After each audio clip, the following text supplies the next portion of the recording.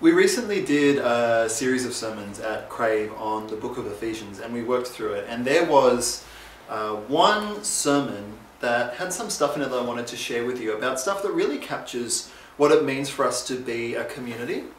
One thing that I really believe about Ephesians is that it gives this incredible image of what it means for Christians to live in solidarity with each other. It's more than just unity. We talk about unity a lot, but Ephesians is about being one body. And that's a really kind of physical, intimate image that I don't think the word unity sums up very well. But the word solidarity, standing together, captures it.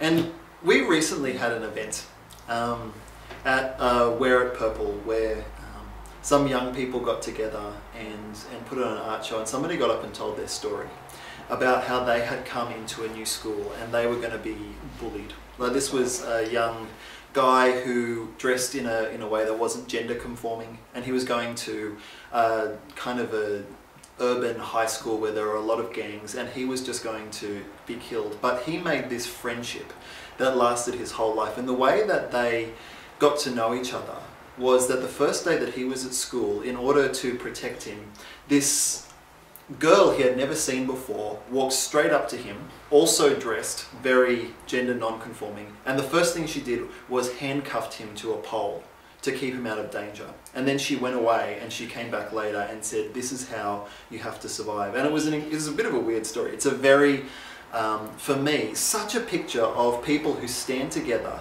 and they survive because of the relationship that they had with each other. And to me, that's a picture of what it means to live in solidarity. It's a way that that we can live in the church. And when I was a kid, I also didn't have a great time in high school. I don't think I had it quite as bad as these guys in this story that they shared with us. But when I was a kid, I made the mistake of standing alone. There were lots of different kids at our school who were getting bullied. And we all competed amongst each other, and we tried to deflect the bullying to each other, which is the way a lot of kids respond. We would actually try and push each other in the way of the suffering that we didn't want to go through. And so we were separated, and we never managed to actually overcome that. We had a really awful time in high school. We didn't live in that sort of unity. And I think that that is a picture of the way that in our culture, in Australia and in the Western world, in the 21st century, we often think about competition and we think about winning. And everything we have, from the time that we're born, we're taught to compete with one another. We go to school, we're taught to compete, we get into the workplace and we have to compete for promotions. And success is all about beating other people and winning. It's not something we think about sharing with each other. You don't hear people, or I don't hear people a lot saying, "We were successful."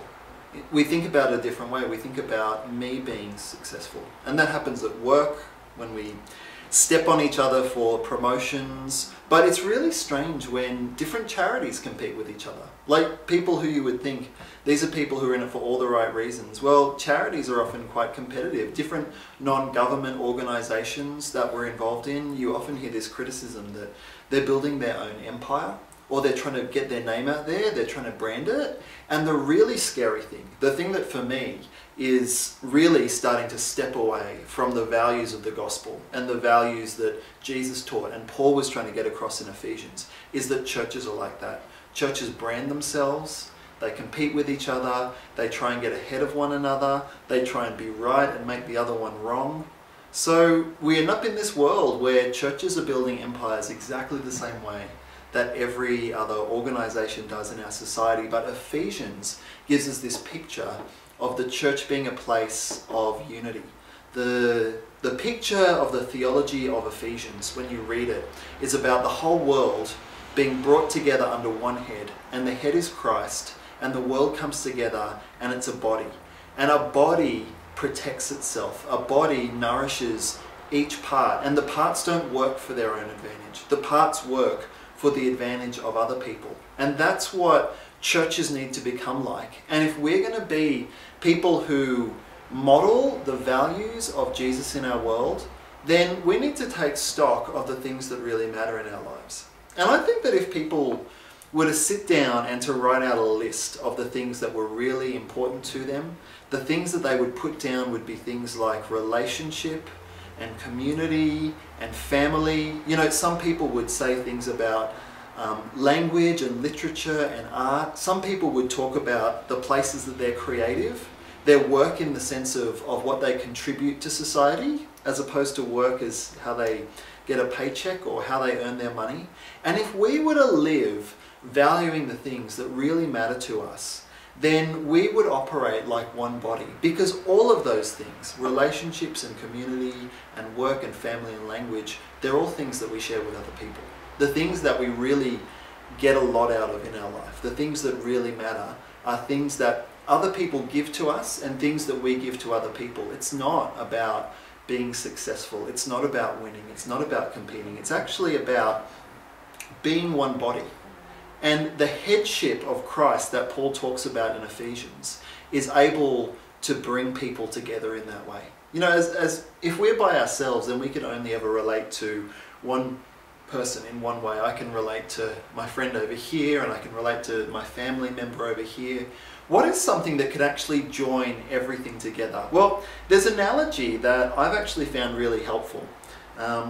When an organization needs to share a lot of information, and people are firing emails at each other, so much information gets lost, because I email this person, I email that person, and then they might email some of their friends, and the information then gets lost. But what you can put in place is a wiki. And there are a few different examples of wikis online. You have Wikipedia, you have WikiLeaks. What is it? It's a central hub. It's a central place where anyone sends out an email, everyone has access to it. Because when you have a central hub, everything is joined together. That's the role that Jesus plays in our community. Jesus is the one who acts as the head, because Jesus brings everyone together into a body. The same way that online, a wiki is able to get a whole bunch of information and organize it into one structure, Jesus is able to bring all the different people of the world together by being the head. We think about head as being the boss, not so much being the boss, but being the principle that brings unity, the principle that brings about solidarity and community. And so I think that this passage from Ephesians is what boils Ephesians down into one little nutshell, which is Ephesians chapter 4, verses 1 to 6.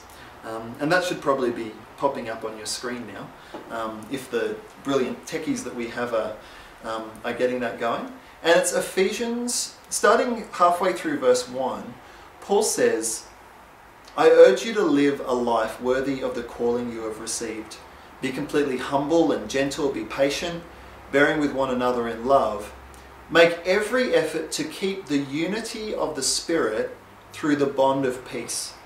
There's one body and one Spirit, just as you were called to one hope when you were called, one Lord, one faith, one baptism, one God and Father of us all, who is over all and through all and in all."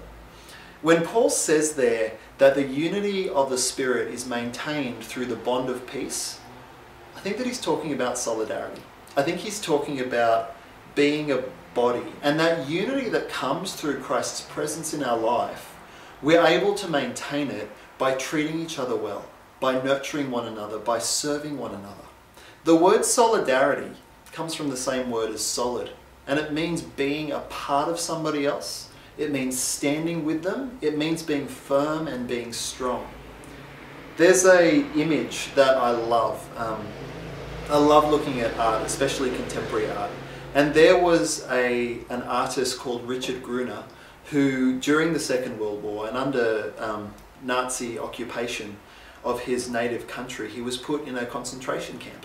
And while he was there, he made this wood carving that he called the Passion of the 20th Century. But it's such an incredible picture of solidarity, because it's two people in a concentration camp, and one is slumped over, is about to fall down to the floor, and the other person is holding him up. But that strength of that person picking him up makes the wood carving look like a cross. So he names it the Passion of the 20th Century, because one person holding up another person is a picture of the cross. And we can do that. We can become an example of what it is that Jesus was to this world by having solidarity with each other, by holding each other up. That is so much more than just unity, because unity is a concept. It might mean that we agree with each other, it might mean that we have some shared values, but it doesn't necessarily involve doing anything. It doesn't involve holding one another up. When we start to see ourselves in each other, when we're part of a community and we look at that community and we say, this community is actually worth more than any one part of it. This community and the bond that it has with each other is bigger and better than just my personal needs. And it becomes intimate. If we are a body, then when one person is hurt, everybody hurts together. You know, if your hand gets a cut on it or your leg gets a cut on it, it doesn't matter, because if your body is hurt, the whole body is in pain.